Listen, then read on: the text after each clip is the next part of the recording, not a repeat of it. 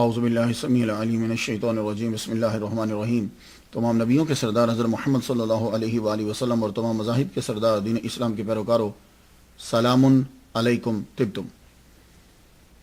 حضرت رحمت میرا بھی آج کی گفتگو جو ہے وہ 71ویں مقام پہ جو ہے وہ پہنچ گئی۔ یہ رب کا بڑا کرم ہے۔ آج ہم جس ہستی کے بارے میں گفتگو کر رہے ہیں، میرے نزدیک تو ہر ولی جو ہوتا ہے وہ بادشاہ ہوتا ہے، شہنشاہ ہوتا ہے، لیکن صرف شہنشاہ نہیں ہوتا بلکہ بادشاہ گر ہوتا ہے۔ وہ بادشاہ بناتا ہے، ان کی دعاؤں سے لوگوں کو تخت ملتا ہے۔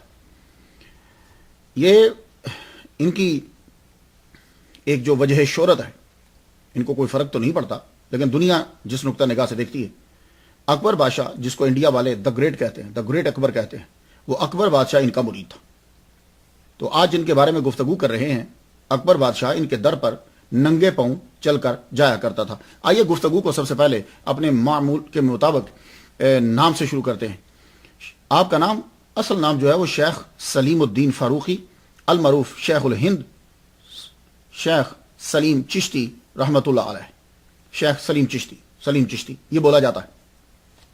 تاریخ پیدائش جو ہے وہ آپ کی مختلف جگہوں پہ مختلف لکھی ہے، لیکن میں جو بیان کرنے لگا ہوں وہ اخبار الاخیار کے اندر ہے۔ شاہ عبدالحق محدث دہلوی رحمۃ اللہ علیہ نے لکھی 897۔ تو تاریخ وصال جو ہے وہ 980 ہجری ہے، یعنی 1573 عیسوی بنتی ہے۔ یوں آپ کی ٹوٹل عمر جو ہے وہ با اختلاف 83 سال بنی۔ 2014 میں آپ کو دنیا سے گئے ہوئے شمسی سال کے مطابق 531 سال جو ہیں وہ ہو چکے دنیا سے گئے ہوئے۔ سید عبد القادر گیلانی الحسنی والحسینی غوث پاک کی کہ وصال کے 336 سال بعد آپ پیدا ہوئے، اگر آپ کی تاریخ پیدائش جو ہے وہ 897 تسلیم کی جائے تو بات کچھ سمجھ میں آ رہی؟ جملہ ایک سنا دوں آپ کو فرید الدین عطار رحمۃ اللہ علیہ نے، کہ جن کی کتاب پڑھ کر مجھے شوق ہوا کہ میں بھی اولیاء کرام کے تذکرے جو ہیں وہ کروں۔ وہ فرماتے ہیں کہ حب درویشاں کلید جنت است۔ یہ جو درویش ہوتے ہیں نا، صوفیاء کرام ہیں، یہ دال کے اوپر زبر ہوتی ہے، پیش نہیں ہوتی۔ حب درویشاں کہتے ہیں کہ یہ جنت کی چابی ہے، اولیاء سے محبت کرنا۔ آئیے ذکر کرتے ہیں اس ولی کامل کا کہ جو مرشد ہے دا گریٹ اکبر کا۔ سب سے پہلے ان کے نام کے آگے شیخ آتا ہے۔ ویسے کچھ لوگ اس کو شیخ بھی پڑھتے ہیں، لیکن جب ولی کامل کے ساتھ آتا ہے تو میں اس کو شیخ پڑھتا ہوں۔ شیخ ویسے ایک ذات بھی ہے۔ شیخ، یہ شیخ جو لفظ ہے، شاخا یشیخ و شیخن، یہ عربی کا لفظ ہے شیخ۔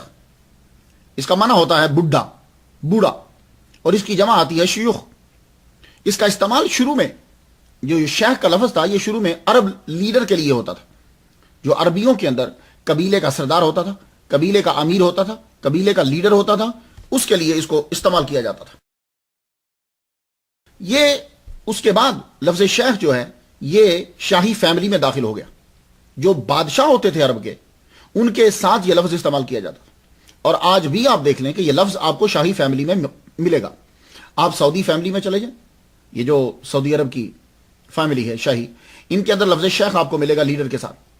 اس کے بعد آپ کویت جو ملک ہے، اس کی جو فیملی ہے شاہی، اس کے اندر دیکھیں، وہ جو اس کے ارکان ہیں، ممبر ہیں، اس کے اندر یہ لفظ آپ کو ان کے نام کے ساتھ ملے گا۔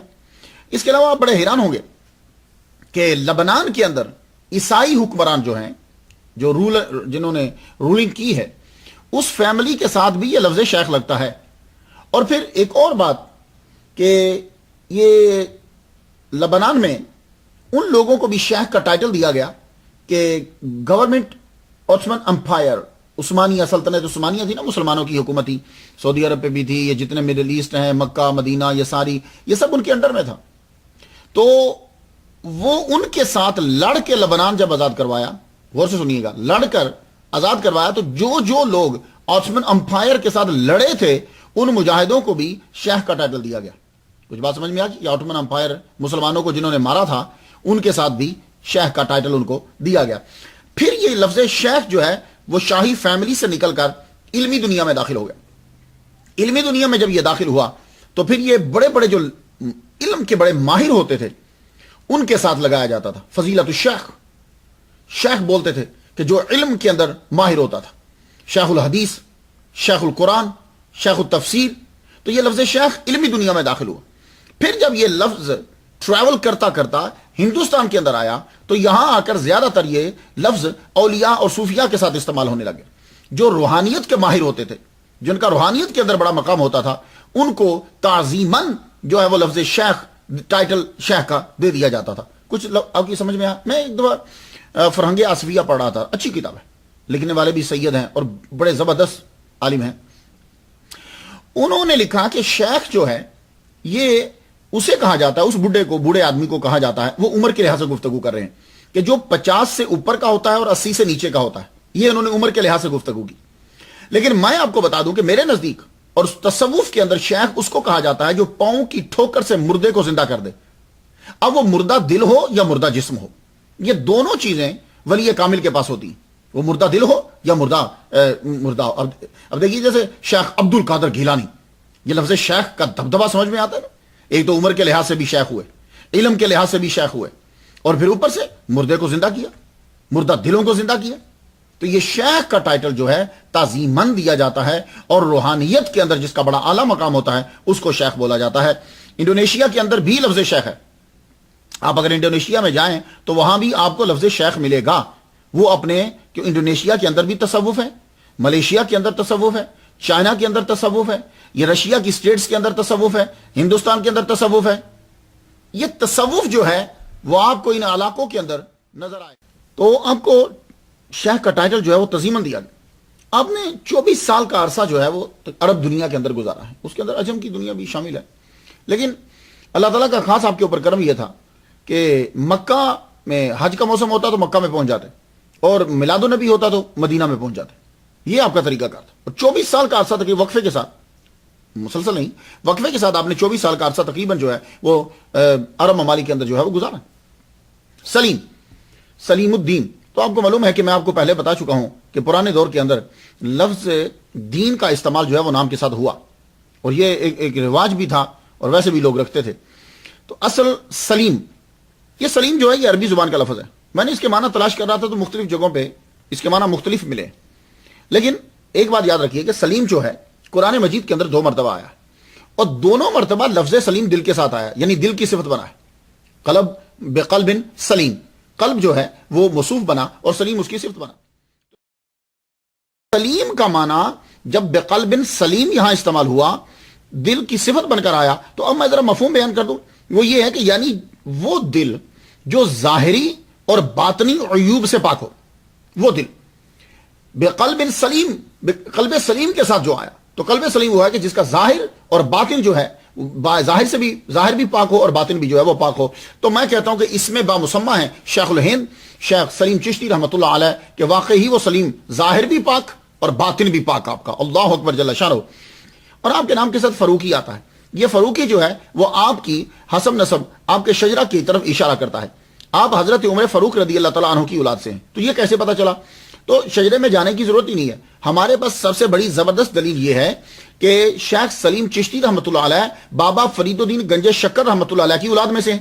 اب بابا فرید الدین گنج شکر رحمۃ اللہ علیہ جو ہیں وہ حضرت عمر فاروق رضی اللہ تعالیٰ عنہ کی اولاد سے ہیں، وہ فاروقی ہیں. تو جب یہ ان کی اولاد ہوئے تو پھر ظاہر ہے کہ یہ فاروقی ہیں. تو فاروق جو ہے، لفظ فاروقی یہ اشارہ کرتا ہے اس جانب کہ شیخ سلیم چشتی رحمۃ اللہ علیہ جو ہیں ان کا خاندان جو ہے، اس کا شجرہ نسب حضرت بابا فرید الدین گنج شکر رحمۃ اللہ علیہ سے ہوتے ہوئے حضرت عمر فاروق رضی اللہ تعالیٰ عنہ سے جا کر ملتا ہے. اس کے بعد آ جاتا ہے لفظ چشتی. لفظ چشتی آپ نے بڑا سنا، انڈیا والے تو بہت جانتے ہیں، دیوانے ہیں معین الدین چشتی. لیکن ہم جاننا یہ چاہتے ہیں کہ یہ لفظ شروع کہاں سے ہوا، کہاں سے شروع ہوا. تو یہ یاد رکھیے کہ چشتی جو ہے یہ یا تو نسبتی ہے. چشت اصل میں ایک شہر کا نام ہے. یہ کسی دور کے اندر تصوف کا مرکز ہوتا تھا. بلکہ مجھے تو یہ کہہ دینا چاہیے کہ چشت جو ہے، یہ چشت جو ہے یہیں بڑے بڑے چشتیہ سلسلے کے بانی اور امام جو ہیں وہ یہاں ان کا اجتماع، یہاں یہ ان کا گڑھ تھا. اب یہ چشت ہے کہاں؟ افغانستان. موجودہ دور کے اندر افغانستان کا ہرات سے 177 کلومیٹر ایسٹ کی طرف جائیں تو یہ آپ کو چھوٹا سا شہر ملے. آج اگر آپ جائیں گے تو قبرستان ملے گا، 2 گنبد ملیں گے اور وہ بھی ٹوٹے ہوئے ہیں. لیکن ان سے یہ پتہ چل جاتا ہے کہ کبھی یہاں علم کا مرکز ہوتا تھا، کبھی یہ جگہ جو ہے وہ تصوف کا گڑھ ہوتا تھا. تو سب سے پہلے لفظ چشتی کس نے استعمال کیا؟ یہ یاد تو ہونا چاہیے. سب سے پہلے یہ لفظ چشتی جو ہے نام کا حصہ بنا، صفت نسبتی بنی حضرت پیر طریقت راہبر شریعت ابو اسحاق شامی رحمت اللہ علیہ. ابو اسحاق شامی رحمت اللہ علیہ یہ اصل میں شام کے رہنے والے تھے. شام کسے کہتے ہیں؟ پرانی کتابوں میں جب شام آئے تو سمجھ آئیں کہ اس کا معنی جو ہے وہ سیریا ہے. آج کے دور میں اس کا نام سیریا ہے. تو آپ سیریا کے رہنے والے تھے، وہاں سے آپ بغداد آئے. جب آپ بغداد آئے تو بغداد آ کر خواجہ ممشاد الو دینا وری ان کی آ کے آپ نے بایعت کری. جب آپ نے بایعت کی تو ابو اسحاق شامی رحمت اللہ علیہ زبردست عالم دین، قرآن اور حدیث کے ماہر. تو ممشاد رحمت اللہ علیہ نے آپ کو دیکھتے ساری کہا تمہارا نام کیا ہے، تاکہ لوگوں کو معلوم ہو جائے. میرا نام جی ابو اسحاق شامی ہے. آپ نے فرمایا آج سے شامی نہیں، آج سے تمہارا نام ابو اسحاق چشتی ہے. تم جاؤ افغانستان، وہاں کے علاقہ چشت میں جاؤ اور وہاں کے لوگوں کو جا کے فیض پہنچاؤ. وہ لوگ جو ہیں وہ تم سے فیض حاصل کریں گے. تو آپ بغداد سے افغانستان کو چلے اور وہاں جا کر علاقہ چشت میں آپ نے جو ہے وہ قیام کیا اور اپنا فیض جو ہے وہ لوگوں کو دیا. اب آپ ذرا سن لیجئے کہ یہ جو چشتی ہیں یہ کہاں سے چلے. ابو اسحاق چشتی، ان کے مرید ہوئے خواجہ ابو احمد چشتی، ان کے خلیفہ خواجہ ابو محمد چشتی، ان کے خلیفہ خواجہ ابو محمد یوسف چشتی، ان کے خلیفہ خواجہ مودود چشتی، ان کے خلیفہ حاجی شریف چشتی، ان کے خلیفہ خواجہ عثمان ہرونی رحمت اللہ علیہ، جن کو آپ عام میں ہم بول جاتے ہیں خواجہ عثمان ہارونی. تو خواجہ عثمان ہرونی رحمت اللہ علیہ، ان کے خلیفہ خواجہ معین الدین اجمیری چشتی رحمت اللہ علیہ، ان کے خلیفہ خواجہ قطب الدین بختیار کاکی رحمت اللہ علیہ، ان کے خلیفہ بابا فرید الدین گنج شکر رحمت اللہ علیہ، ان کے خلیفہ خواجہ نظام الدین اولیاء رحمت اللہ علیہ، ان کے خلیفہ خواجہ نصیر الدین چراغ دہلی. تو یہ چشتیہ کا سلسلہ میں نے آپ کو بتا دیا. کچھ سمجھ میں آ گئی؟ تو اس چشت سے پھر آگے یہ سلسلہ ہی بن گیا چشتیہ.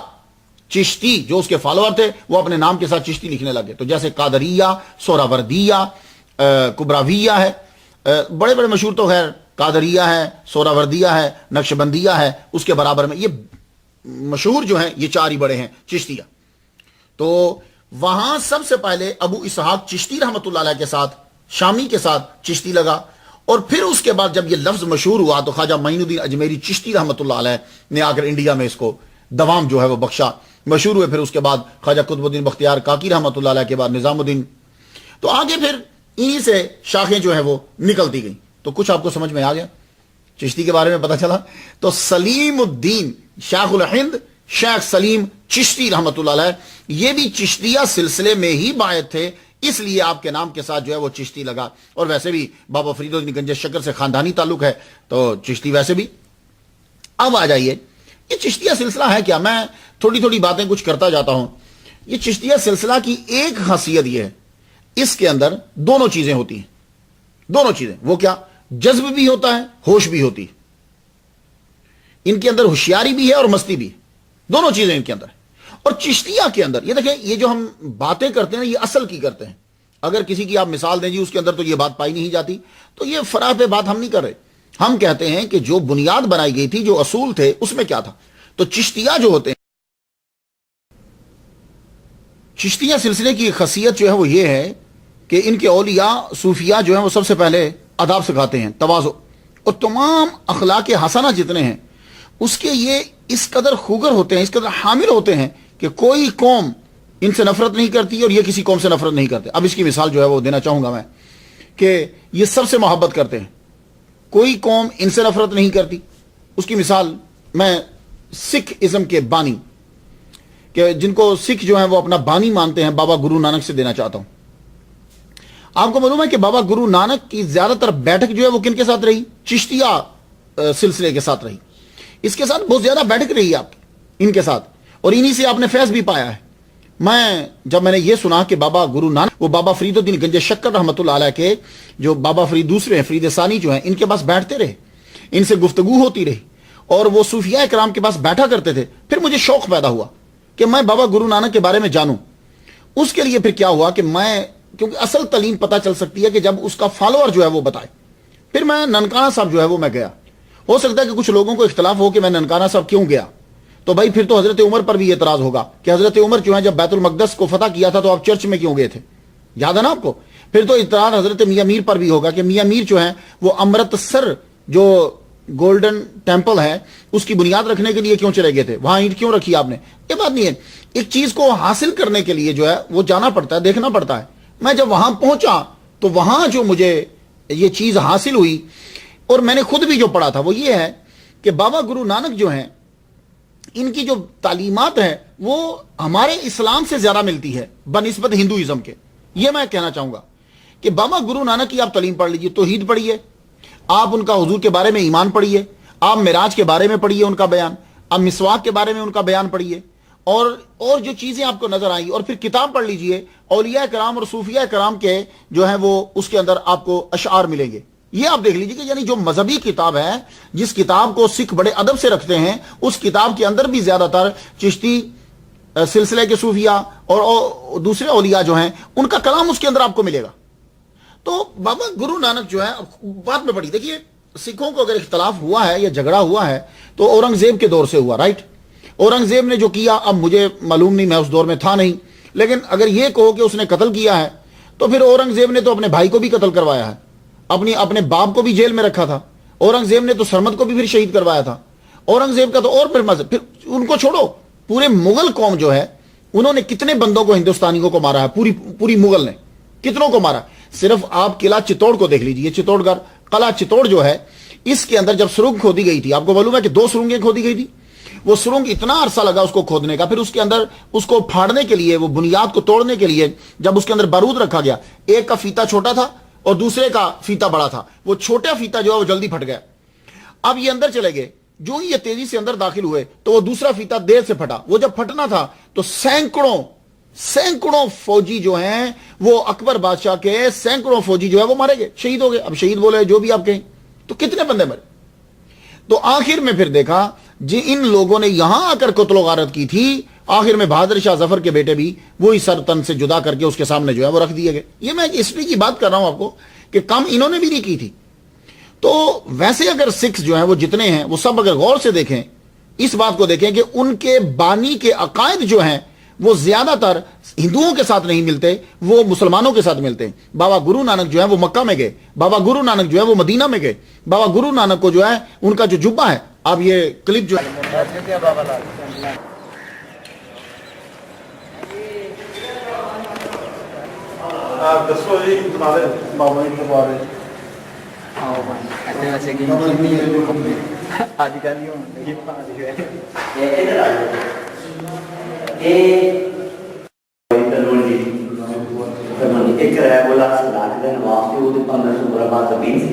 بابا جی نے جو واپسی مساق کو کرتے سی انہوں نے پڑھوا دیا. پھر بابا جی نے ماں باپ اتنے رہتے سن, ایک کمرے سے جب پھر بابا جی پہلے ہوئے نام رکھے نانک دا آنا, جنہوں کو ننکانہ سکھ دھرم میں پہلے یہ پیدا ہوئے. یہ پہلے پڑھانا بعد میں گرودوارا بنا تھا, جب پتہ لگا کہ الہی نور میں, پھر بعد میں گرودوارا بنا. یہ دسم دس شام دس جنہیں اس وقت پیسے لکھنا نہیں چاہیے, لیکن ہر بندے اپنے میرے کو کسی میرے کو خریدا نہیں سکتا, لیکن جو چیز کرنی نا وہ جیویں طرح اسلام ہو لیا ہے کہ سچے دے کبھی نہ پتہ نہ رہے کبھی صحیح پتہ ہے. ایک نظام پہ کوئی خواب آیا کتنے عرصے میں میرے 28 سال تک سروت ہو گئی, 35-36 سال ہو گیا ہے. تو بابے بولے تھے جھالے نا کہ میں نہیں ہوں, میرے مفتی پوچھا جدوں گنج شکر میاں میر خود امرتسر گئے نے. دیکھو جی نہیں سنگ بنیاد رکھوائی ਸਰਕਾਰ ਤਾਂ ਇੱਕ ਹਿੰਦੂ ਦੇ ਘਰ ਪੈਦਾ ਹੋਏ ਨਾ ਬਾਬਾ ਗੁਰੂ ਨਾਨਕ ਸਰਕਾਰ, ਜਿਹੜੀ ਗੁਰੀ ਸੀ ਨਾ ਇਹ ਤੇ ਗੁਰੂ ਗੋਬਿੰਦ ਸਿੰਘ ਦੇ ਚੱਲੀ ਜਾ ਕੇ. ਪਹਿਲਾਂ ਸਰਕਾਰ ਤੇ ਹਿੰਦੂ ਵੀ ਮੰਨਦੇ ਸੀ, ਮੁਸਲਮਾਨ ਵੀ ਮੰਨਦੇ ਸੀ. ਬੜੀ ਮਿਰਾਜ ਦੀ ਬੜੀ ਤਾਰੀਫ ਕੀਤੀ, ਕੁਰਾਨ ਦੀ ਬੜੀ ਤਾਰੀਫ ਕੀਤੀ, ਮੈਂ ਪੜ੍ਹਦਾ ਰਹਿੰਦਾ. ਸਰਕਾਰ ਫਰਮਾਉਂਦੇ ਸੀ ਬਾਜ ਮੁਹੰਮਦ ਨਾਨਕਾ ਭਗਤੀ ਹੈ ਹਰਾਮ, ਤੇ ਮੁਹੰਮਦ ਸੱਲੱਲਾਹੁ ਅਲੈਹਿ ਵਸੱਲਮ ਤੋਂ ਬਗੈਰ ਇਬਾਦਤ ਹਰਾਮ ਆ. لیکن ہوں کئی لوگ جو ہیں دنیا برابر زندہ بولیں دا مانا تا کوسا منتا پڑے یعنی کہ سارے اندر آ کے نا انہیں کہہ رہے نہیں مل سکتے.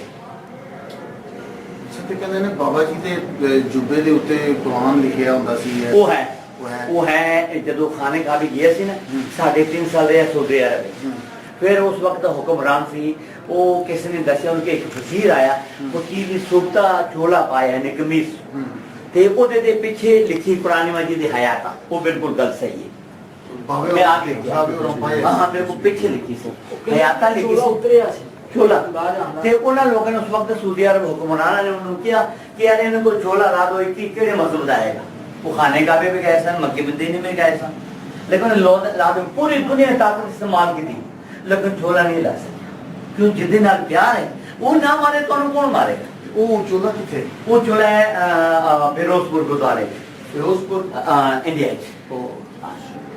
مینوں کسی نے دسیا تسی سر کتنے رہندے ہو میں لاہور رہنا ہوں لیکن میں 2 سال بعد آیا میں امریکہ 14 سال تو ہوں میں اتنے لیکچر دینا اچھا تے مسلمان انہوں نے رولوا پایا نا سکھا نے کہ ساڈے نے مسلمان کہتے ساڈے اسی دباؤنا ہندو سکھاں سارے جلاؤنا پھر وہ دوجی روپے چ آ گیا پوچھا کیوں لڑتے مرتے پہلے کہ شکل در سائڈ ہے جی اتنے کرتار مسلمان کہنے سے دباؤنا چاہتے ہندو سکھاں جلاؤنا چاہتے دونوں نے گل سنی ان کے ادا کرو تھی کپڑا چکو جب چادر چکیا نا چادر جڑے کپن کی چادر ہوں وہ چکے وہ تالے 2 پولاں دے ہار سن آپ چلے گئے زندہ ان کی دعا کراؤ آدھے بناؤ مقبرہ بناؤ آدھے لے جاؤ گردوارہ یہ بھی دنیا نہیں ہوندی ایک کوئی خالص ہے کہ ادھے اچھے نے تواڈے ننکانہ صاحب نہیں ادھر گردوارہ بھی ہے کرتارپور شکر گڑھ روڈ نہ رو ہم نہیں چاہیے بیانے میں ایسی کہیں گے نہیں کہ اس میں برا کہنا نہیں پوچھنے کے لیے جو ہے میں گیا تو بابا گرو نانک اب دیکھیے سکھ اکثر جو ہے وہ کیا کرتے ہیں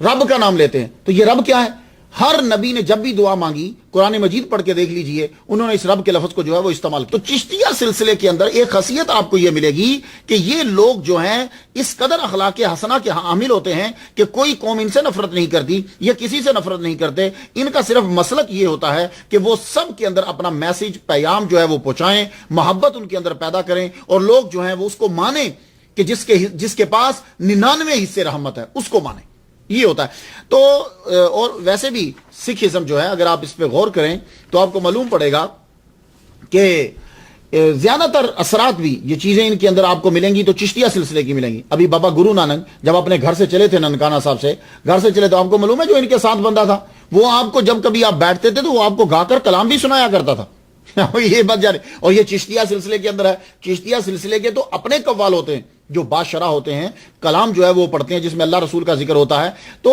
اس لیے میں جتنے بھی سکھ ہیں یہ سکھ جتنے پیروکار ہیں فالوورز ہیں میں انہیں چاہوں گا کہ آپ اپنی کتاب کو ذرا دیکھیے اور بابا گرو نانک کی تعلیم کو دیکھیے بابا گرو نانک کے عقائد جو ہیں وہ مسلمانوں سے زیادہ قریب ملتا ہے یہی وجہ ہے کہ بابا گرو نانک بقول دلاور سنگھ کے میں جب ننکانہ صاحب گیا تو انہوں نے مجھے بتایا کہ جب بابا گرو نانک کا وصال ہو گیا تو اس وقت مسلمانوں میں اور ان میں جھگڑا ہو گیا یہ کیوں جھگڑا ہوا تھا تو پھر بابا گرو نانک کا جسد انور غائب کیوں ہو گیا تھا تو پلیز آپ ذرا اس پہ غور کیجئے تو اسی لیے جب میں سٹڈی کرنے لگا تو مجھے معلوم پڑا کہ تھامس پاٹرک ڈکشنری آف اسلام اس نے کتاب لکھی ہے 1884 میں اس نے لکھی تھی وہ کہتا ہے کہ بابا نانک مسلم صوفی ہے یہ میں تھامس کی بات آپ کو بتا رہا ہوں بھائی مجھے ڈر بھی لگا رہتا ہے نا اپنے سننے والوں سے کیونکہ اعتراض جو ہے وہ فوراً جڑ دیتے ہیں تو یہ نہیں کوئی آدمی دیکھتا کہ یار اس بندے نے باقی کتنی محنت کی ہوگی وہ اگر کوئی ایک ریسرچ میں تحقیق میں ادھر ادھر ہو جاتا ہے تو وہ فوراً اس کو پکڑ کے خوب کھنگالتے ہیں تو تھامس نے یہ کہا ہے کہ یہ بابا جو ہے بابا نانک جو ہے یہ مسلم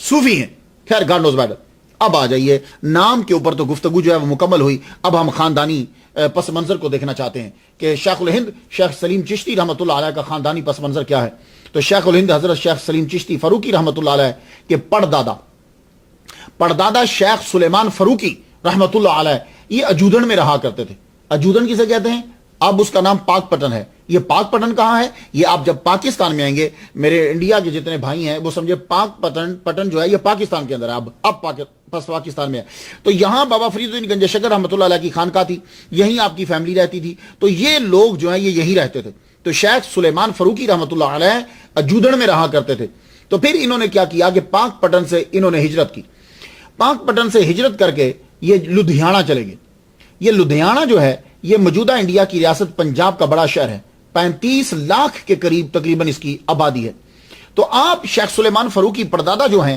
یہ یہاں رہنے لگے یہاں جب رہنے لگے تو آپ کا وصال یہی ہوا اللہ نے آپ کو اولاد دی तो शेख बहाउद्दीन फरूकी रहमतुल्लाह अलैह, ये शेख सलीम चिश्ती रहमतुल्लाह के अब्बा का नाम है।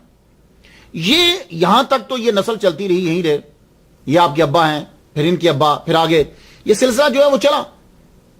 तो आपके अब्बा जो है वो लुधियाना से, शेख बहाउद्दीन फरूकी रहमतुल्लाह अलैह, ये लुधियाना से दिल्ली आ गए। तो दिल्ली जब आए तो सराय अलाउद्दीन जिंदा पीर के मोहल्ला में इन्होंने कयाम किया, यहां ये दिल्ली रहने लगे। तो लोधी, सिकंदर लोधी के अहद हुकूमत में दिल्ली के अंदर शेखुल हिंद हजरत सलीम चिश्ती फरूकी रहमतुल्लाह अलैह की विलादत हुई।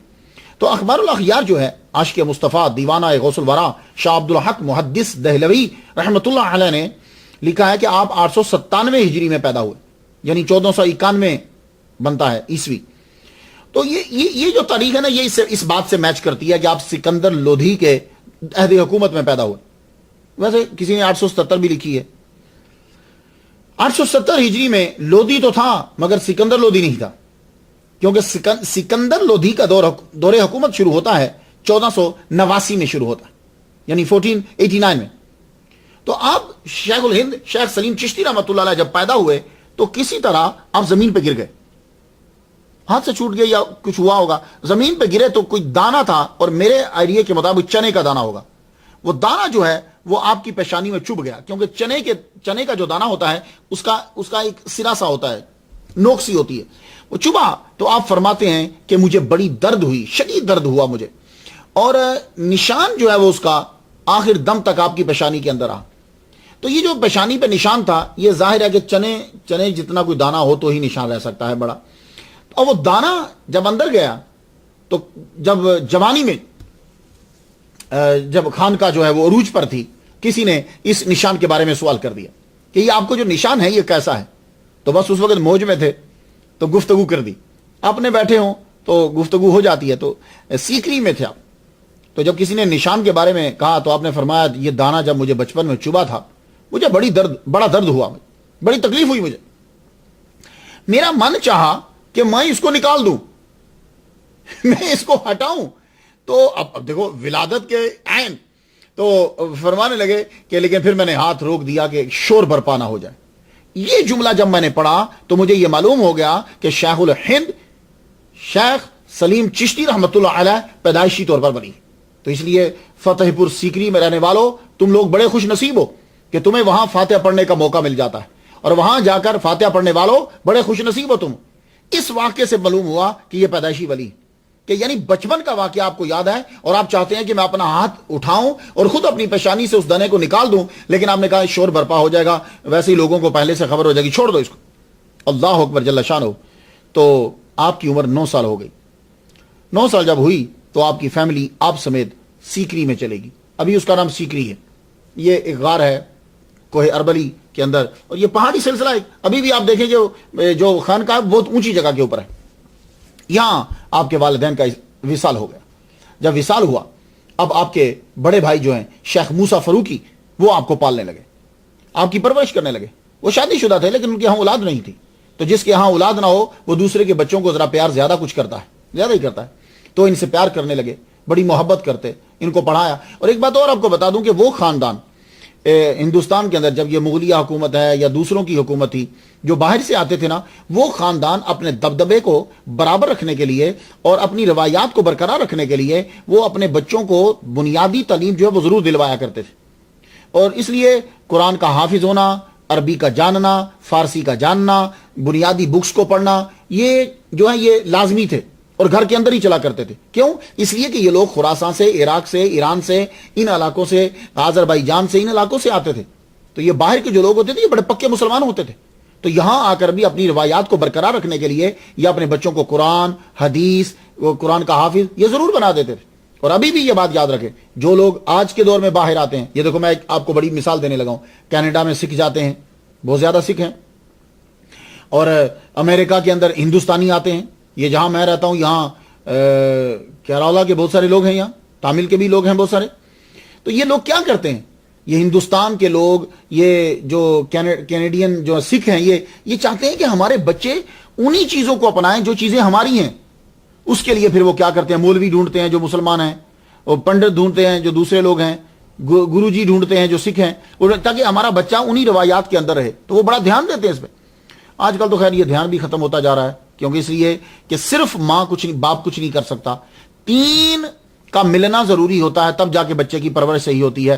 ایک ماں باپ وہی نظریہ رکھتے ہوں، دوسرے نمبر پر استاد وہی نظریہ رکھتا ہو، تیسرے نمبر پر معاشرہ جس میں بچہ گزر رہا ہے وہ بھی نظریہ وہی رکھتا ہو۔ تین کے نظریے جب ملتے ہیں تو بچہ جو ہے وہ صحیح ہو سکتا ہے۔ ان تینوں میں کوئی ایک بھی خراب ہوگا تو بچہ جو ہے وہ اس طرح پرورش نہیں پا سکے گا جیسے آپ چاہتے ہو۔ دیکھو، اگر ماں باپ مسلمان نہیں ہے، استاد مسلمان ہے، معاشرہ جو ہے وہ کوئی اور ہے، تو بھی خرابی کہیں نہ کہیں ہو جائے گی۔ تو تینوں کا ایک ہی نظریے کا حامل ہونا ضروری ہوتا ہے۔ تو اس لیے آپ اپنے بچوں کا بڑا دھیان دیا کریں، کسی بھی مذہب سے آپ تعلق رکھتے ہو، رسم و روایات کا برقرار رکھنا ضروری ہے۔ خیر، یہ ایک سماجی سی گفتگو کی ہے۔ تو سیکری میں جب آپ گئے تو یہ تو قرآن تو آپ نے حفظ کر لیا، ویسے بھی آپ صوفیہ سلسلے خاندان سے تعلق رکھتے تھے۔ جب آپ ذرا بلوغت کو کراس کیا آپ نے، تو ایک دن اپنے بھائی سے کہنے لگے، شیخ موسیٰ سے کہنے لگے، بھائی میں جا کر پڑھنا چاہتا ہوں اور مزید پڑھنا چاہتا ہوں، میں علم حاصل کرنا چاہتا ہوں۔ تو شیخ موسیٰ فاروقی رحمۃ اللہ علیہ رو پڑے، کہنے لگے، میں نے تمہیں بیٹوں کی طرح پالا ہے، میرا بیٹا کوئی نہیں ہے۔ ساری محبتوں کا مرکز تھے وہ شیخ موسیٰ، سربراہ کی محبت، بڑے بھائی کی محبت، باپ کی محبت، یہ ساری محبتیں جمع ہو گئی تھی، تو آپ نے بڑے پیار سے پالا۔ تو آپ کی آنکھوں میں بھی آنسو آ گئے، کہنے لگے، نہیں مجھے جانا ہے، میں لیکن جاتے ہوئے تمہیں دعا دے جاتا ہوں، آپ فکر نہ کرو، میرے لیے رو مت، میں جاؤں گا، اللہ تعالیٰ آپ کو بیٹا عطا فرمائے گا۔ اور یہ آپ کی دعا تھی، اللہ تعالیٰ نے واقعی ہی بیٹا عطا کیا، اور یہ آپ کی کرامت تھی۔ تو آپ وہاں سے چل پڑے۔ وہاں سے جب آپ چلے تو پھر کیا ہوا، آپ وہاں سے سیدھا سرہند آئے۔ سرہند آج کل مجدد الفسانی، اللہ اکبر جل شانہ، مجدد الفسانی کا عرس جاری ہے، پاکستان سے بھی لوگ گئے ہیں، آپ بھی آئے ہیں، وہاں سے سارے جاتے ہیں، ان کے در پر بھی سب جاتے ہیں لوگ۔ اس کو انڈیا والے اچھا پروناؤنس کرتے ہیں، سرہند، اور ہم جو یہ پنجاب والے ہیں یہ سرہند شریف بولتے ہیں، سرہند۔ تو خیر جو بھی اڈاپٹ کر لیا جائے وہ صحیح ہوتا ہے ان کے نزدیک، اگر اپوزٹ میں کوئی اور لفظ نہیں آ رہا۔ تو یہ سرہند جو ہے، آپ یہاں چلے گئے سرہند کے اندر۔ یہ سرہند جو ہے یہ ملک انڈیا کی ریاست پنجاب کے ضلع فتح گڑھ کا شہر ہے۔ آپ یہاں آئے، یہاں آ کر آپ نے ملک العلماء حضرت علامہ مولانا شیخ مجد الدین رحمۃ اللہ علیہ کے حلقہ میں شامل ہو گئے۔ اس وقت ان کا توتی بولتا تھا، بہت بڑے علامہ تھے یہ۔ آپ ان کے درس میں شامل ہو گئے اور وہاں پڑھنے لگے۔ اور جب آپ مدرسے میں داخل ہوئے تو لوگ شیخ سلیم چشتی رحمۃ اللہ کو، اسٹوڈنٹس اور استاد، بڑے غور سے دیکھنے لگے۔ جب بچے کے اندر کوئی ایک ڈفرینٹ سی چیز ہوتی ہے اسٹوڈنٹ کے اندر، تو تب بڑے غور سے دیکھتے ہیں۔ اگر کوئی بچہ ہائی اسکول، بڑے اسکول کے اندر تیل لگا کے سر کو چلا جائے تو سارے ہنسنے لگ جاتے ہیں۔ کوئی سیدھا چیر کسی نے نکال لیا، بڑے دھیان سے دیکھنے لگ جاتے ہیں۔ اگر کوئی ٹوپی یا پگڑی پہن کر آ گیا، اب میں جب کالج جاتا تھا تو پگڑی سمیت جاتا تھا، تو سارے دیکھتے تھے۔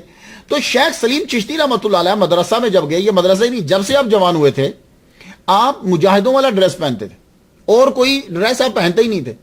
یعنی جو لوگ وار کرتے تھے مسلمان، تو جو ان کا ڈریس ہوتا تھا وہی آپ پہنتے، وہی ڈریس پہن کر آپ سوتے تھے، وہی ڈریس پہن کر آپ چلتے تھے۔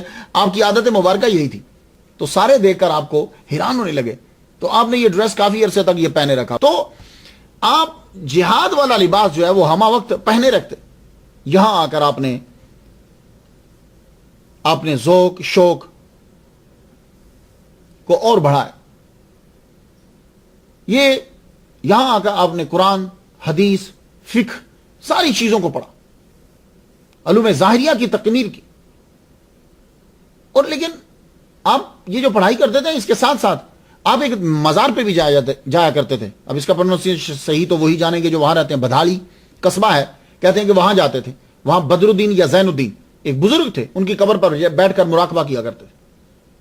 اور یہ بڑا ضروری ہوتا ہے۔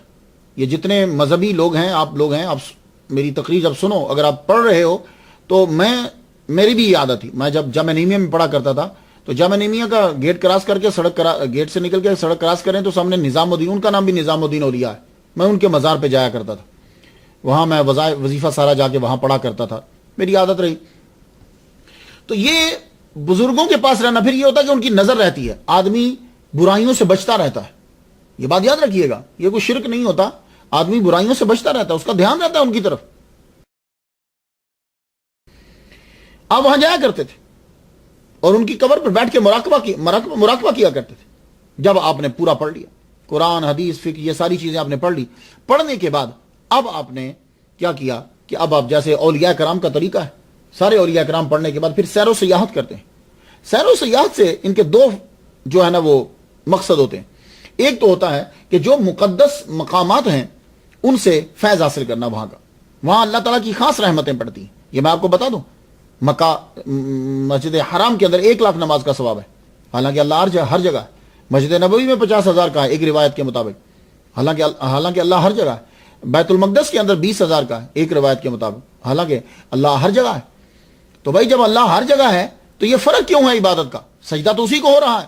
تو پھر سمجھو نا کہ جگہوں جگہوں میں فرق ہے، اور یہ جہاں جہاں نماز کا ثواب مل رہا ہے یہ انسانوں کے پاؤں کے مقام کی وجہ سے ہے. اب مجھے نہیں سمجھ آتی کہ لوگ جو ہیں وہ ولیوں کو کیوں اگنور کرتے رہتے ہیں، ولیوں کے مقام کو کیوں نہیں سمجھتے.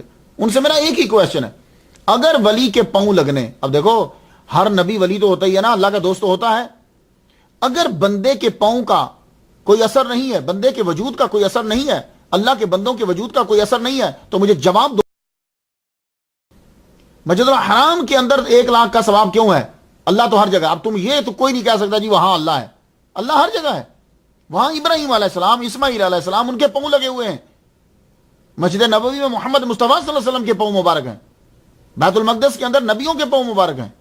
تو پتہ یہ چلا کہ جہاں اللہ کے نیک بندوں کے پاؤں لگتے ہیں وہاں اس کی رحمت خاص پڑتی ہے. تو اس لیے تو لوگ ولیوں کے دربار پہ جاتے ہیں، وہاں ولی خود لیٹا ہوا ہے.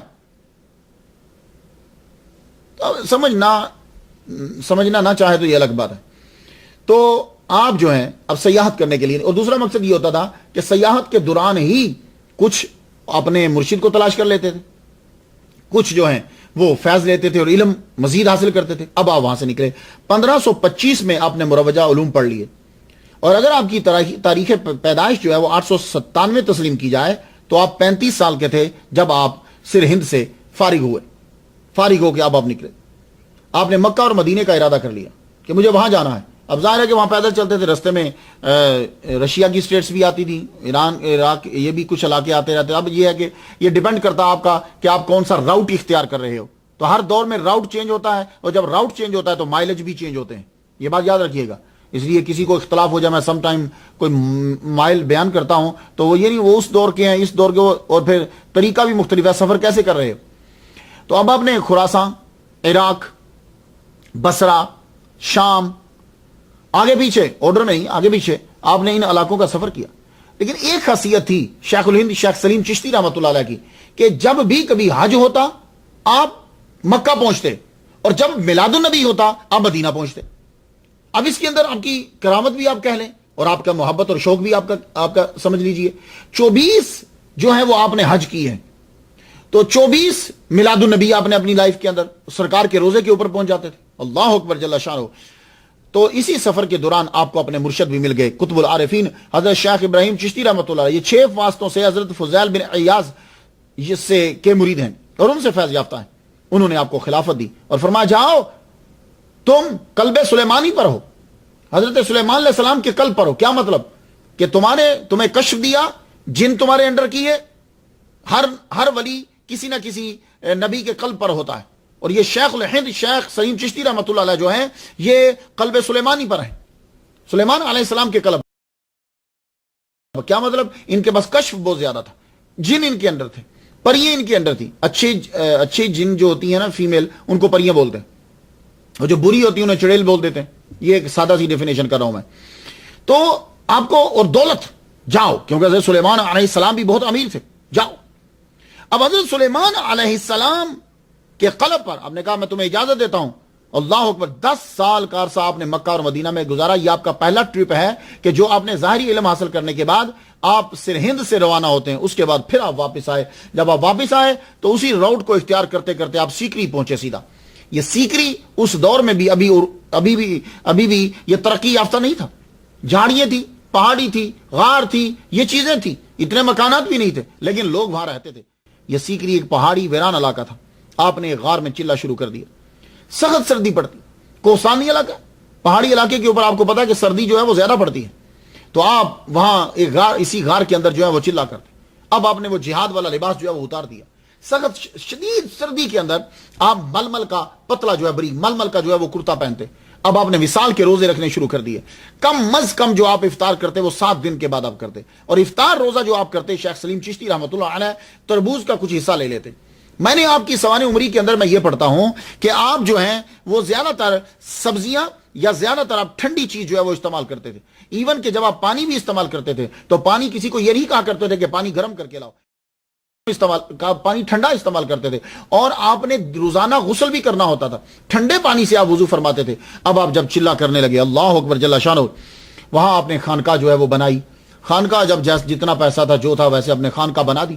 خانقاہ بنانے کے بعد لنگر جو ہے وہ جتنا خرچہ ہوتا ہے, جتنا موجود ہوتا, اللہ کی راہ میں تقسیم کرنے لگے. اب کیا ہوا کہ لوگ آپ کے پاس آنے لگے, طلباء آتے, آپ کے ظاہری علم آپ کے پاس آ کر پڑھنے لگے, اور صوفیاء آتے, آپ سے اپنی منازل جو ہے وہ طے کروانے لگے. لوگوں کو کھانا مل رہا ہے, لوگوں کو تعلیم مل رہی ہے. سیکری سے یہ شہرت نکل کر دہلی, آگرہ تک پہنچی, اور آپ کے علم کا جو ہے وہ توتی بولنے لگے. لوگ آتے, آپ ان کو علم ظاہری اور علم باطنی جو ہے دونوں عطا فرماتے. طلباء علم میں بڑھتے, صوفیاء منازل طے کرتے. خانقاہ سیکری ہر خاص و عام کی توجہ کا مرکز بن گئی. یہ بات عمرہ تک پہنچی جب آپ کے علم اور آپ کا تجربہ, آپ کا فیض, آپ کی روحانیت, جب اس کی شہرت جو ہے وہ ہوا کے دوش پہ پرواز کرتی ہوئی درباروں میں پہنچی, تو پھر شیر شاہ سوری کی اولاد جو ہے, یہ لوگ جو ہیں, یہ سوری خاندان, خاص طور پر اسلام شاہ جو ہے, یہ آپ کا دیوانہ ہوا. یہ کبھی آپ نے شیر شاہ سوری کا نام تو سنا؟ سوری, یہ سوری کیا ہوتا ہے مختلف زبان کے اندر؟ یہ اصل میں پشتو زبان کا لفظ ہے یہ, کیونکہ یہ خود پٹھان تھے. یہ سور, اس کے آگے یہ نسبتی, سور کہتے ہیں ریڈ کلر کو, ریڈ سرن, تو سوری, تو یہ ان کے ساتھ لگتا ہے, یہ پشتو زبان کا لفظ. کے بعد جب اسلام شاہ, یہ اسلام شاہ کا اصل نام جو ہے وہ جلال خان سوری تھا. یہ جلال خان سوری جو ہے یہ ذرا اخلاق کا اچھا تھا, اسے عمرا بھی پسند کرتے تھے, درباری بھی, ابا بھی اسے پسند کرتے. تو ابا اپنی زندگی کے اندر ہی جلال خان کو, جس نے بعد میں اپنا نام اسلام شاہ جو ہے استعمال کیا, اس کو بادشاہ بنا کے وہ چلا گیا. جب شیر شاہ سوری کا وصال ہوا تو اس کے بڑے بھائی عادل خان نے بغاوت کر دی. عادل شاہ نے بغاوت کر دی. اس نے کہا کہ میں اس کو اپنا سلطان کنگ تسلیم نہیں کرتا. اب اسلام شاہ جو ہے اس وقت آگرے میں تھا. اسلام شاہ کو جب پتا چلا کہ عادل خان جو ہے اس کے قریبی فوج جمع ہو گئی ہے, اب وہ میرے اوپر حملہ کرنا چاہتا ہے, تو اسلام شاہ نے آگرہ سے اپنا خاص نمائندہ شیخ الہند شیخ سلیم چشتی رحمۃ اللہ علیہ کے خانقاہ میں بھیجا کہ آپ میرے لیے دعا فرمائیں. تو شیخ سلیم چشتی رحمۃ اللہ علیہ نے پھر اسلام شاہ سوری کے لیے جو ہے وہ دعا کی. دعا کرنے کے بعد آپ نے اس کو کہا کہ جاؤ اسلام شاہ سے یہ کہہ دو کہ آگرہ میں جنگ ہوگی, ہونے دو, تم اپنے گھوڑے پر بیٹھ کر جب باہر نکلو گے ایک راؤنڈ لگانا, اور جب تم راؤنڈ لگاؤ گے تو پھر تم وہ جو فوج عادل خان کے ساتھ ملی ہوئی ہے وہ تمہارے ساتھ مل جائے گی. تو جو عادل شاہ نے اپنے بھائی اسلام شاہ کے اوپر جب حملہ کر دیا, تو جنگ جب شروع ہونے لگی تو اسلام شاہ نے ان کی ہدایت پر عمل کرتے ہوئے اپنے گھوڑے پر بیٹھ کر, اب جب اس نے راؤنڈ لگایا تو عادل شاہ کی فوج میں سے لوگ نکل کر اسلام شاہ کے ساتھ شامل ہو گئے. اب جب شامل ہوئے تو ولی کامل کی بات سچ ثابت ہوئی اور اس کو فتح نصیب ہوئی. اب جب فتح ہوئی تو اور شیخ سلیم چشتی رحمۃ اللہ علیہ کی شہرت جو ہے وہ اور آگے پھیلی. اب تو عمرا بھی آپ کے دربار پر آنے لگے, خانقاہ کو عروج مل گیا. اب خانقاہ کے اندر لنگر زیادہ تعداد میں پکنے لگا, طلباء زیادہ تعداد میں آنے لگے, صوفیاء کرام زیادہ رہنے لگے, خانقاہ جو ہے وہ آباد ہوگی. لیکن ولی کے سلسلے میں کوئی فرق نہیں پڑا. آپ کا رہن سہن وہی بریک کپڑا, اور وہی 7-7 8-8 دن, اور بعض اوقات تو 3-3 4-4 ماہ تک شیخ سلیم چشتی رحمۃ اللہ علیہ کچھ بھی نہ کھاتے, عبادت کرتے رہتے. لیکن ایک بات یاد رکھیے گا, اکثر ہم لفظ استعمال کرتے ہیں جی وہ چلے میں بیٹھ گئے, تو یہ چلے میں جو بیٹھتے ہیں تو بیچ میں وقفہ بھی ہوتا تھا. اب چلے کی کئی اقسام ہوتی ہیں, کچھ اوقات بھی ہوتے ہیں, کچھ ایسا ہوتا ہے کہ بالکل کسی سے نہیں ملنا, کچھ ہوتا ہے کہ کچھ وقت مقرر ہوتا ہے, اس کے بعد آپ تبلیغ کر سکتے ہو. تو اولیاء کرام ایسا کرتے تھے کہ تبلیغ اور تربیت کے لیے, کیونکہ وہ بھی تو دین ہی ہے, اس کے لیے نکلتے, نماز کے لیے جو ہے اولیاء کرام جو ہے وہ نکلتے تھے. تو یہ سلسلہ جاری رہتا تھا. تو آپ پڑھانے کے لیے بھی باہر نکلتے. اللہ اکبر جل شانہ, آپ کے عقیدت مندوں کی تعداد جو ہے وہ تعداد بڑھنے لگی. اللہ اپنے بندوں کی شان کو خود بڑھاتا ہے, اور اس کا کوئی نہ کوئی وہ طریقہ بنا دیتا ہے, کوئی سبب بنا دیتا ہے. اس کی دعا قبول ہو گئی, اس کی بات پوری ہو گئی, بادشاہوں کو اس کے دربار پہ جھکا دیا. اللہ اکبر, اس کی موج ہے, وہ کسی کو بھی. اللہم مالک الملک تؤتی الملک من تشاء, اللہم مالک الملک تؤتی الملک من تشاء وتنزع الملک ممن تشاء وتعز من تشاء وتذل من تشاء بیدک الخیر انک علی کل شیء قدیر. وتعز من تشاء وتذل من تشاء بیدک الخیر انک علی کل شیء قدیر. ہر شے اس کے قبضہ قدرت میں ہے, وہ جسے چاہے عزت دے, جسے چاہے وہ ذلت دے دے, ملک چھین لے, ملک عطا کر دے. اللہ اکبر جل شانہ. تو وہ سبب بناتا ہے پھر اپنے نیک بندے کو, اس کی شہرت ہو جاتی. इस्लाम शाह 1545 से 1554 तक बादशाह रहा। 22 नवंबर को इसकी मौत हुई, तो इसके मौत के बाद इसके 12 साल बेटे को जो है वो बादशाह बना दिया गया। लेकिन उसके बेटे को मोहम्मद मुबारिज खान ने इसके बेटे को जो है वो कत्ल कर दिया। अब क्या हुआ, एक मर्तबा फिर, पहले आप सीकरी छोड़कर गए थे सिरहिंद, सिरहिंद से मक्का गए थे, मक्का से सीकरी आए थे, अब आपको फिर सीकरी छोड़नी। हीमू की वजह से आपको बड़ी तकलीफ जो है वो उठाना पड़ी। अब हीमू क्या है, तो आप भी मेरी तरह सोचते होंगे कि ये हीमू कौन है। ये असल में एक हिंदू ताजिर था। ये अपनी तिजारत में बढ़ता बढ़ता बढ़ता इसने इस्लाम शाह के दरबार तक रसाई हासिल कर ली, लेकिन इस्लाम शाह के दरबार में इसको उससे ज्यादा कोई बेनिफिट ना मिला। वैसे भी इस्लाम शाह जो है वो आगरा से मूव हुआ, तो उसके बाद इसने आदिल शाह के दरबार के अंदर रसाई हासिल की। तो इतना बड़ा कि आदिल शाह का वजीर बन गया, वजीर भी बन गया और कमांडर इन चीफ भी बन गया। और आदिल खां के मरने के बाद ये किंग बन गया।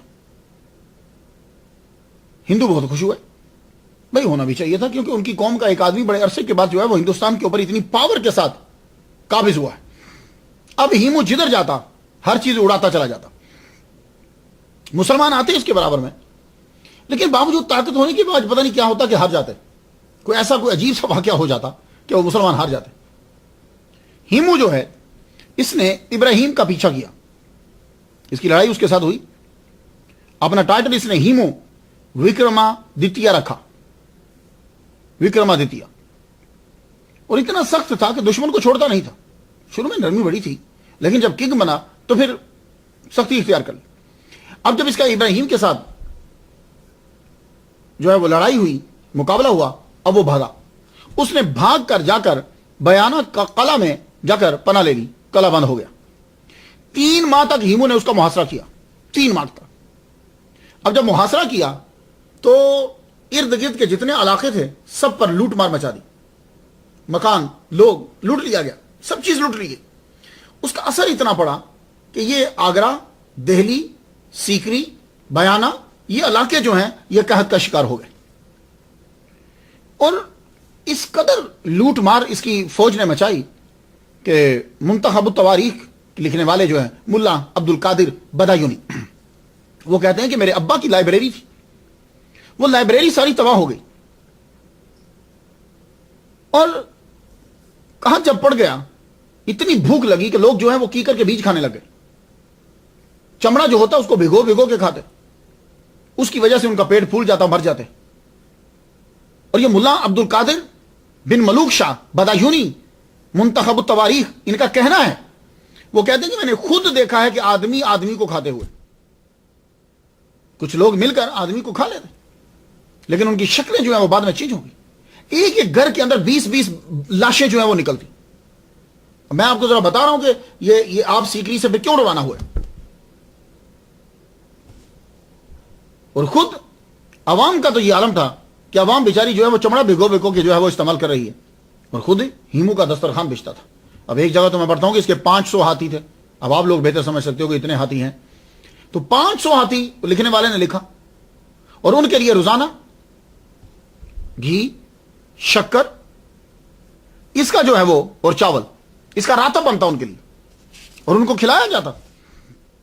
और हीमू अपना दस्तरखान जो है वो बिछा देता, दस्तरखान बिछाता, उसके ऊपर तरह तरह के इतने खाने लगाए होते, और अफगान पठानों को उसके ऊपर बिठा के कहता खाओ। वो सब लोग जो है वो खाते, और खुद वाच करता।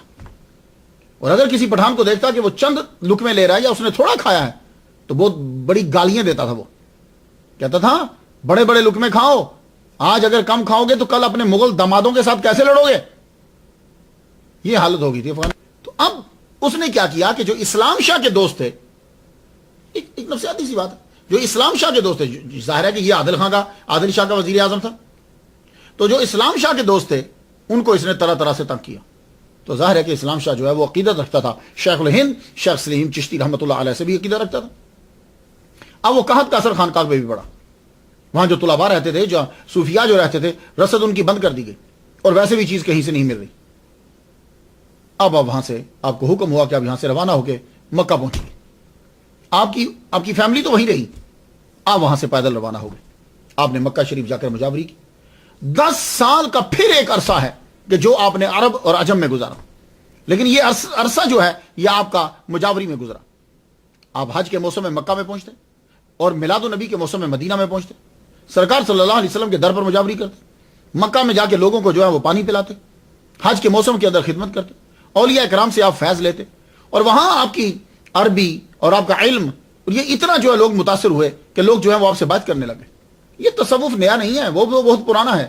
عرب کے اندر بھی لوگ صوفیاء کو اپناتے تھے. یہ تو میڈیا کا ٹرک اور کمال ہے نا, اور ہماری کم علمی. تصوف شروع سے ہے. تو اب لوگ جو ہیں ان کی بات کرنے لگے. شیخ سلیم چشتی رحمۃ اللہ علیہ کے بہت سے عربی بھی خلیفہ ہیں, انہوں نے بات کی, خلافت لی اور آگے فیض کو پھیلایا. جب ہم ان کے خلفاء کا نام پڑھتے ہیں اللہ اکبر جل شانہ, تو ہمیں معلوم ہوتا ہے کہ عرب کے لوگ بھی جو ہیں وہ بھی آپ کی بات کرتے رہے. سید محمد مولا رحمۃ اللہ علیہ, شیخ محمود شامی رحمۃ اللہ علیہ, حضرت شیخ رجب علی رحمۃ اللہ علیہ, اسی طرح ہندوستان کے اندر آپ کے بڑے خلفاء ہیں. تو اللہ تعالیٰ نے آپ کو کشف عطا فرمایا تھا, اور میں نے آپ کو بتا چکا ہوں کہ جب آپ نے بات کی تو مرشد نے فرمایا جاؤ تم قلب سلیمان پڑھو, علیہ السلام پڑھو.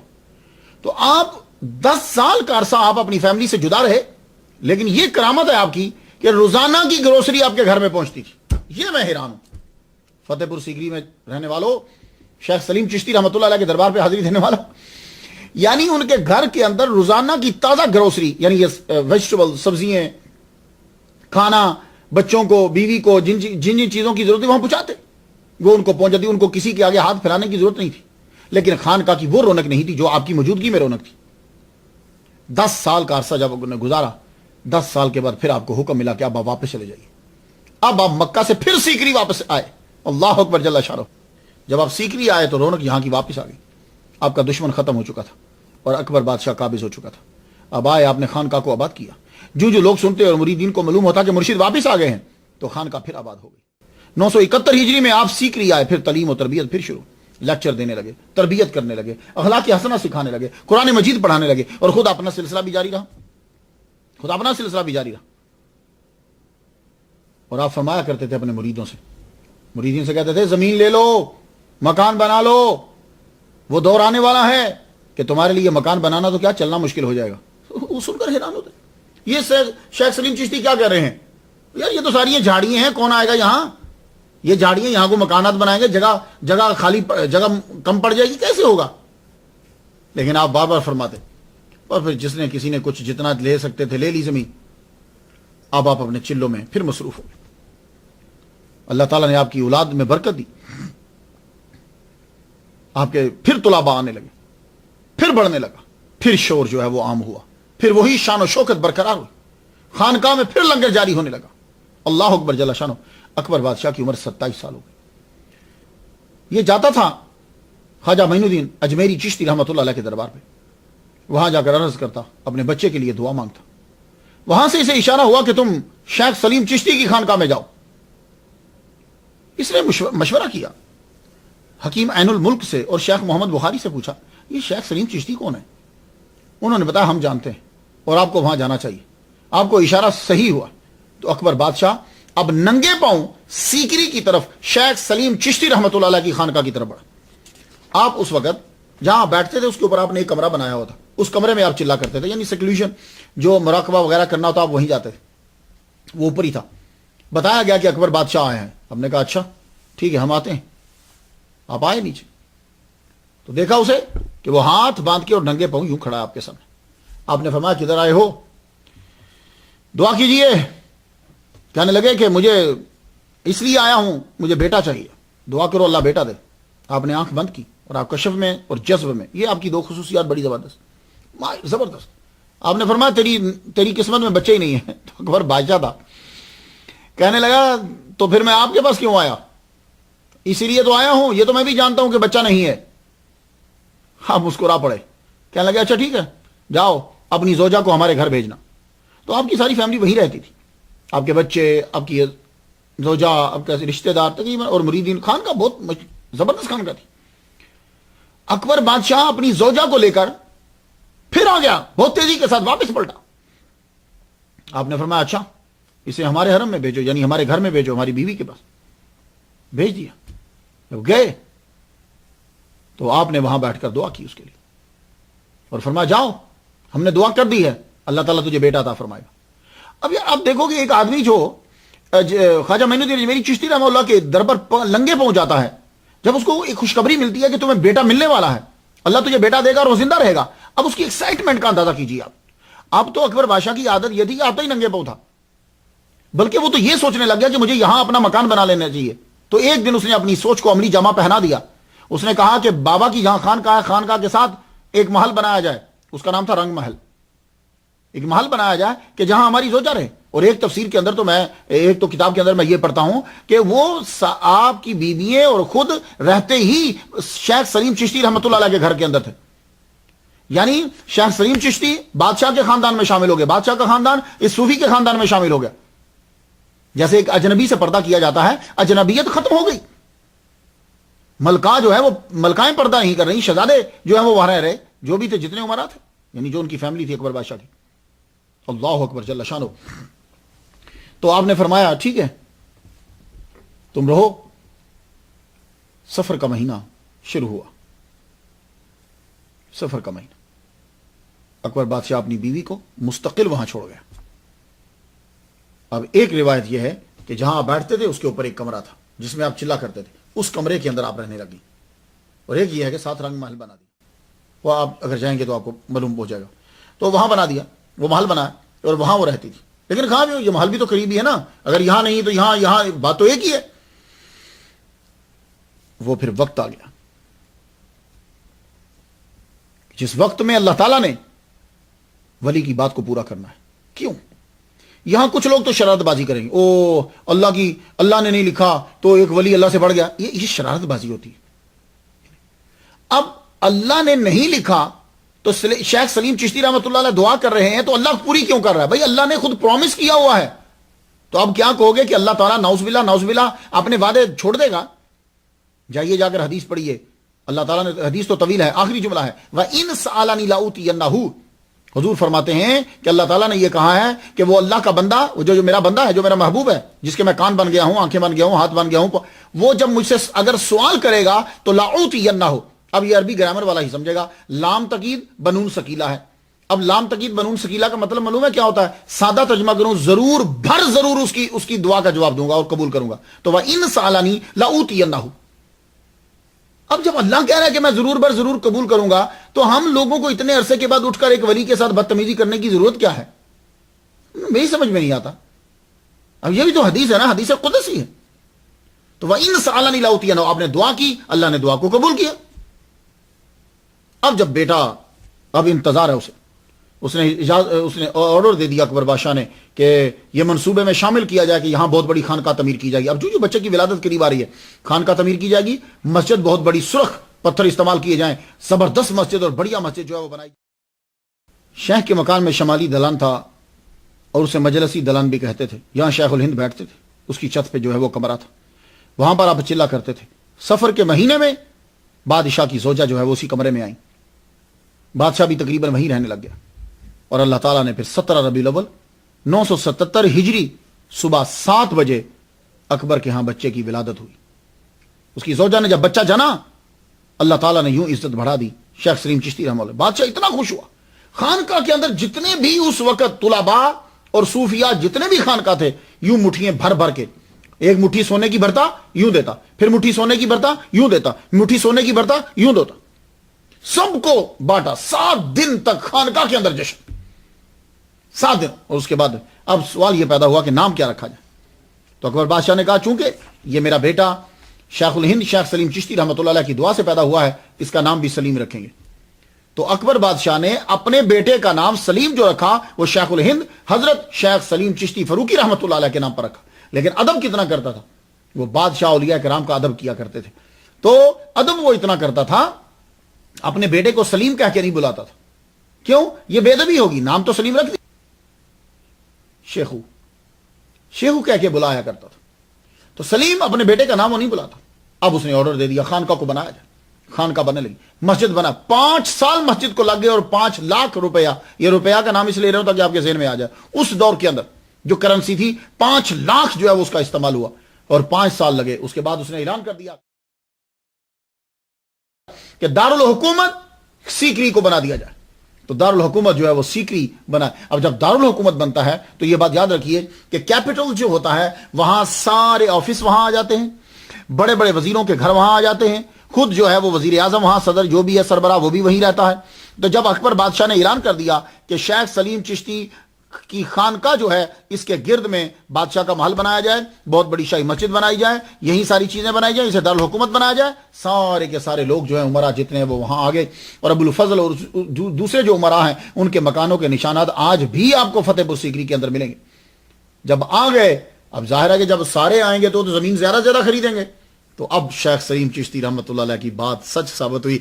आपने फरमाया था वो जमीन ले लो, वरना एक दौर आएगा कि तुम्हारे लिए मकान बनाना तो क्या चलना मुश्किल हो जाएगा। अब हमाम बनने लगे, बाजार बने, चौक बने, महल बने, मकानात बने, दुकानें बनी। इस तरह यह हाल हो गया कि सीकरी के अंदर से चलना मुश्किल हो गया था। जाहिर है जब बादशाह बैठेगा तो दूसरे नुमाइंदा भी वहीं आएंगे, जब वो आएंगे तो उनका दीवाने खास, दीवाने आम, सारी चीजें जो है वो वही बन गई। अल्लाह अकबर जल्ल शानहू। और उसके ये अभी तक इसका नाम सीकरी ही था। उस दौर में क्या हुआ कि बड़ा मसला था, एक बहुत बड़ा कला कि जो फतह नहीं हो रहा था। ये अब इसका बेहतर प्रोनाउंसिएशन तो उन्हीं लोगों को मालूम होगा।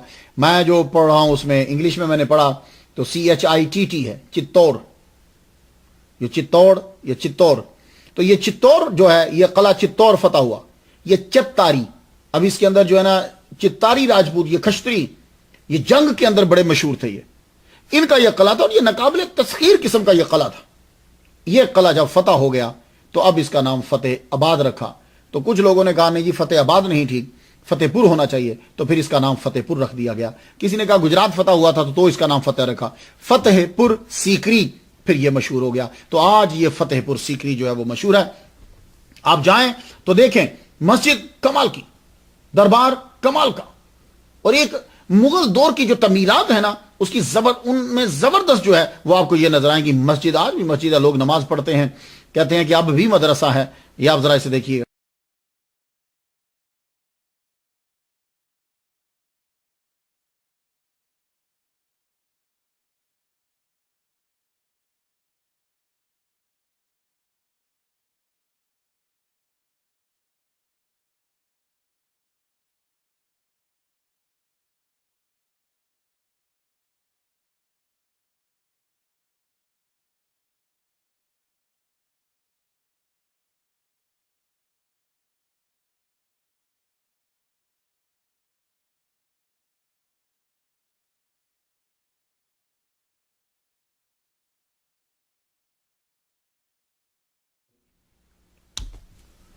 अकबर बादशाह ने बच्चों की परवरिश शेख सलीम चिश्ती रहमतुल्लाह अलैह की खानकाह में ही की, मगर शेख सलीम चिश्ती की रहन सहन में कोई फर्क नहीं आया।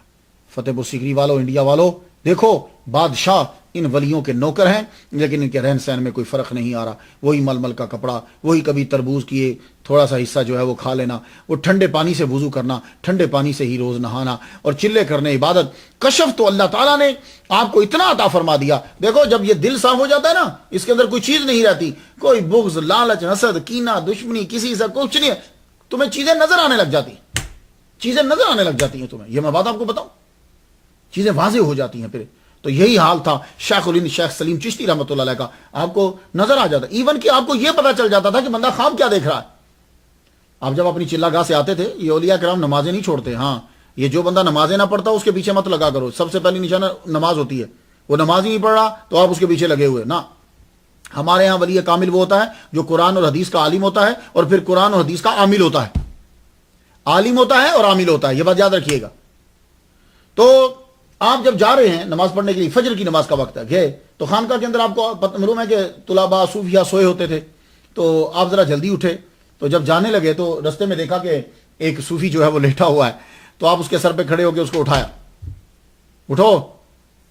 और जब उठा तो फरमाने लगे फकीरों के लिए अच्छा नहीं है लड़ना, फकीरों के लिए लड़ना अच्छा नहीं है। तो वो समझ गए क्योंकि वो ख्वाब के अंदर किसी से लड़ रहे थे। तो शेख सलीम चिश्ती रहमतुल्लाह अलैह को यह भी पता चल गया ये बंदा ख्वाब में किसी से लड़ रहा। ये होता है वलियों का मकाम, अल्लाह अकबर जल्ल शानो। तो अब जिसने दुनिया में आना है उसने आखिर जाना भी है। आप रमजानुल मुबारक में इत्काफ बैठा करते थे, ये भी नबी की सुन्नत। देखा आपने हमारे वली किस तरह नबी की सुन्नत पर अमल करते हैं। تو شیخ سلیم چشتی رحمۃ اللہ علیہ رمضان المبارک کے اندر آپ اعتکاف بیٹھ جا کرتے تھے. 29 رمضان المبارک 979، بعض نے 980 بھی بیان کیا ہے. اب دیکھیے تاریخوں کے اندر چونکہ یقینی طور پر نہیں ہے، اس لیے آپ سے میں معذرت چاہتا ہوں. 980 یا 979، بعض اوقات ایسا ہوتا ہے کہ 1-2 مہینے کے فرق کی وجہ سے سن میں بھی فرق آ جاتا ہے.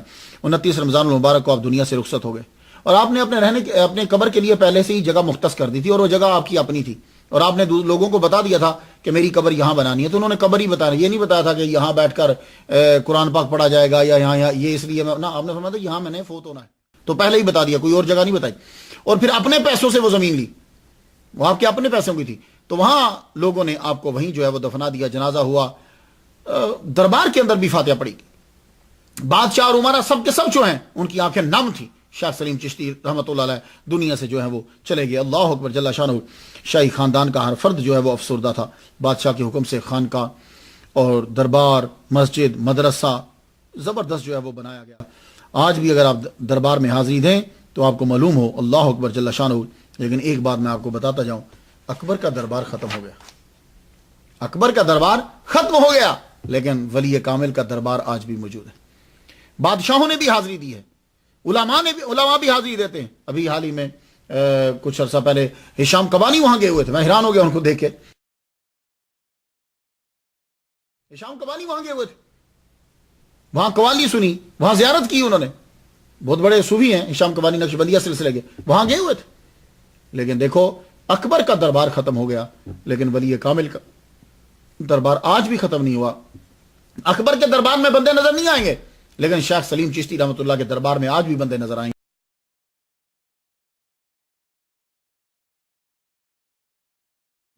وہاں لوگ جاتے ہیں، وہاں جا کر حاضری دیتے ہیں، فاتحہ پڑھتے ہیں. جیسے شام کبانی فاتحہ پڑھی، یہ فاتحہ پڑھتے ہیں، دعا مانگتے ہیں. لیکن کچھ لوگ جو ہیں وہ ان کی اپنی عقیدت ہے، میں منع نہیں کرتا، وہ وہاں جا کے دھاگے باندھتے ہیں. کاش کے جو لوگ دھاگا باندھتے ہیں، میں ان سے عرض کرنا چاہوں گا، ٹھیک ہے باندھ دو دھاگا، جو کرو، لیکن کاش کہ آپ شیخ سلیم چشتی رحمۃ اللہ علیہ کی بات پر عمل کر لیتے، ان کی باتوں پہ عمل کرتے، انہوں نے جو کہا اس کے اوپر عمل کرتے، تو پھر کیا ہوتا. تو ان سے عہد باندھتے کہ اس طرح عبادت کریں گے کہ جیسا انہوں نے عبادت کی ہے.